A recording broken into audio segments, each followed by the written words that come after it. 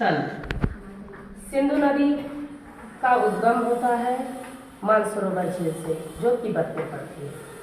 भारत में जब सिंधु नदी आती है तो लद्दाख श्रेणी को काटती है दमचोक नामक स्थान पे, और यहाँ से होते हुए सिंधु नदी पर एकमात्र स्थल है भारत का जो महत्वपूर्ण है सामरिक दृष्टि से, लेह, वर्तमान केंद्र शासित प्रदेश लद्दाख की राजधानी।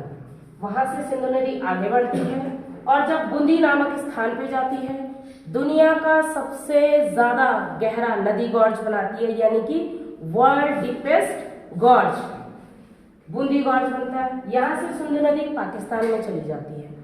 इसी सिंधु नदी पर भारत और पाकिस्तान के बीच में सिंधु जल समझौता वर्ल्ड बैंक की मध्यस्थता से 1960 में किया गया था, जो आज तक 3 बड़े युद्धों के होने के बावजूद आज तक भी जल संधि कायम है। सिंधु नदी और झेलम नदी, इनके बीच में दोआब पड़ता है सिंधु सागर।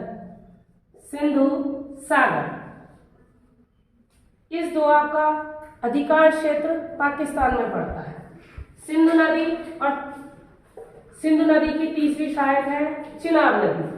चिनाब नदी निकलती है हिमाचल में चंद्रा और भागा, 2 नदियों को मिलकर चिनाब नदी का मिलन स्थल पर चिनाब नदी का नाम पड़ता है। उससे पहले कोई भी चिनाब नदी नहीं है।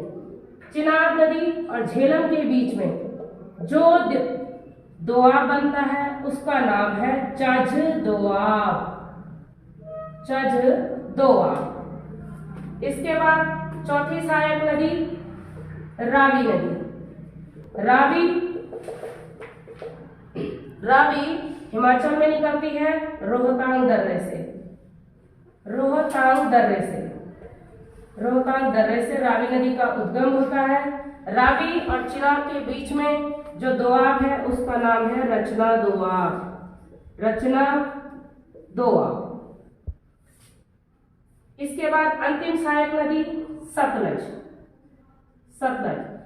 नदी राजस्थान तिब्बत से निकलती है। सतलज नदी का जो उद्गम स्थल है वो है राजस्थान तिब्बत।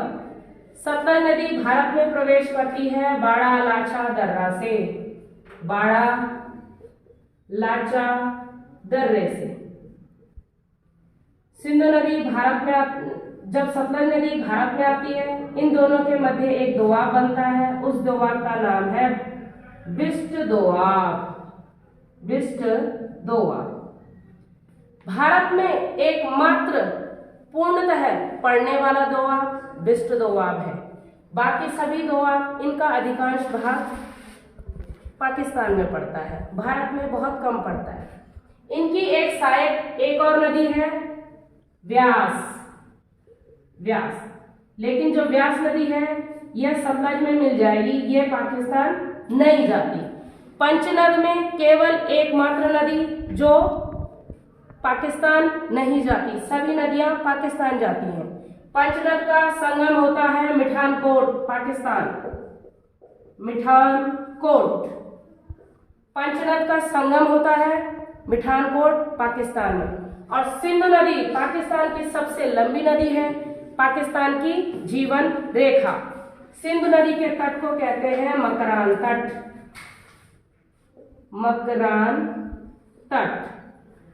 सिंधु नदी अरब सागर में गिरती है। मकरान तट पर जो सागर है वो कौन सा है? अरब सागर। ठीक, तो हमने देखा आज पूरा का पूरा सिंधु नदी तट। क्विकली 1 मिनट में रिवाइज करते हैं। सिंधु नदी का उद्गम होता है मानसरोवर झील तिब्बत से। मानसरोवर झील से जब वो तिब्बत से आती है तो भारत में लद्दाख श्रेणी को काटती है दमचोक नामक स्थान पे। वहां से सिंधु नदी चलती है।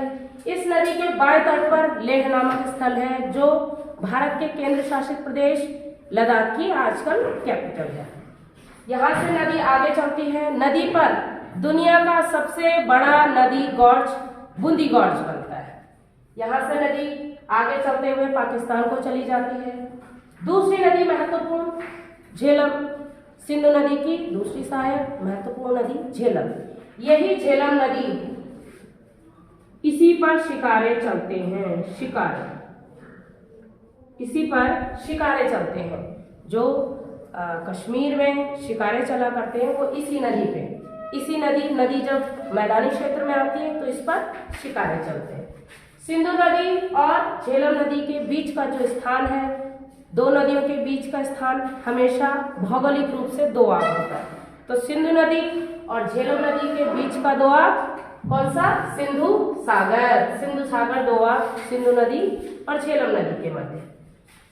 तीसरी महत्वपूर्ण नदी है चिनाब नदी। चिनाब नदी एक नदी नहीं है, ये चंद्रा और भागा जो नदियां हैं, इन दो के संयुक्त संगम स्थल से चिनाब नदी का उद्गम होता है। चिनाब नदी और सिंधु नदी के बीच में जो दोआब पड़ता है उसे कहते हैं चज दोआब। ठीक, उसके बाद तीसरी महत्वपूर्ण नदी रावी नदी। रावी नदी रोहतांग दर्रे से निकलती है। रावी नदी और चिनाब नदी के बीच में जो दोआब पड़ता है उसे कहते हैं रचना दोआब। व्यास नदी व्यासकुंड से निकलती है। रोहतांग दर्रे पर व्यासकुंड स्थित है। व्यासकुंड हिमाचल प्रदेश में। व्यासकुंड से व्यास नदी निकलती है, लेकिन ये नदी पाकिस्तान नहीं जाती, ये सतलज में विलीन हो जाती है। इस नदी का संगम सतलज में कहाँ पे होता है? हरि के बैराज, हरि के बैराज में समाहित हो जाती है, बैराज में समाहित हो जाती है। और यहीं से भारत की सबसे लंबी नहर कौन सी नहर? इंदिरा गांधी नहर को निकाला गया है।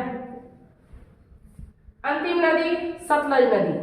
सिंधु नदी की अंतिम नदी सतलज भारत में नहीं निकलती, बल्कि इसका उद्गम होता है राजस्थान तिब्बत से।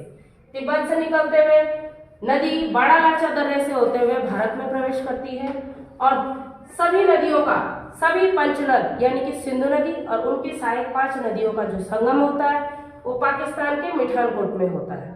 ठीक, यहाँ से नदी आगे जाएगी और मकरान तट, सिंधु नदी के तट को, यानी कि तट का मतलब होता है जहां पर नदी अपने जल को समुद्र में गिराती है। सिंधु नदी के तट को मकरान तट कहते हैं और ये अरब सागर में स्थित है।